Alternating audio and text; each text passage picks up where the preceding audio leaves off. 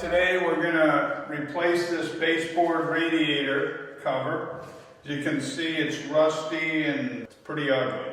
First thing I'm going to do is I'm going to put down my drop cloth so that we don't damage anything, damage the floor.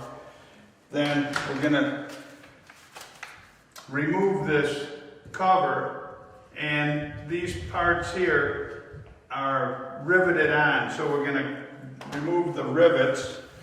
Most radiator covers are not riveted on, but this being a commercial building, they are riveted on for tamper-proof.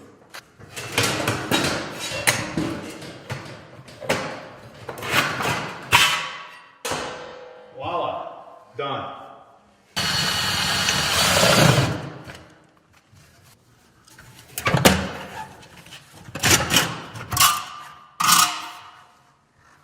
Now I'm removing the damper.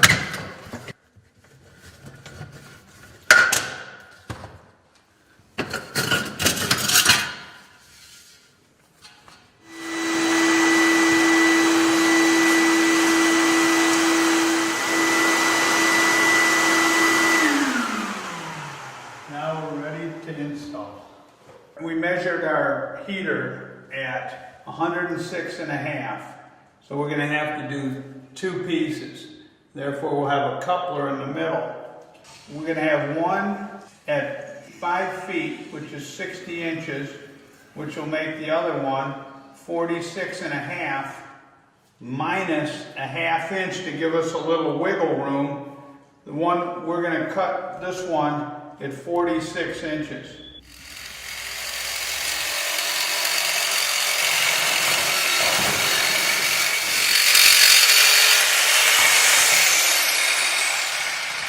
We're going to test fit it, make sure it fits well, and then we're going to do our final fitting. Perfect. We have about a ½ inch gap. That'll give us a little room, and our end caps will fit on the end and take up the space. We're also going to try what's called a zero clearance end, or a faux end. It's just got a side. We can just slide it right out to the wall. It'll make a real nice fit.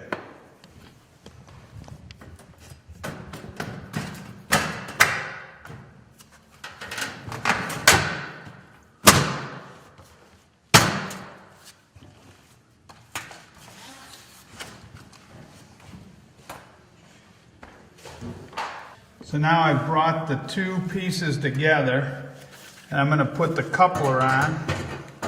The coupler slides up underneath. Comes up here, snaps on, and that's it.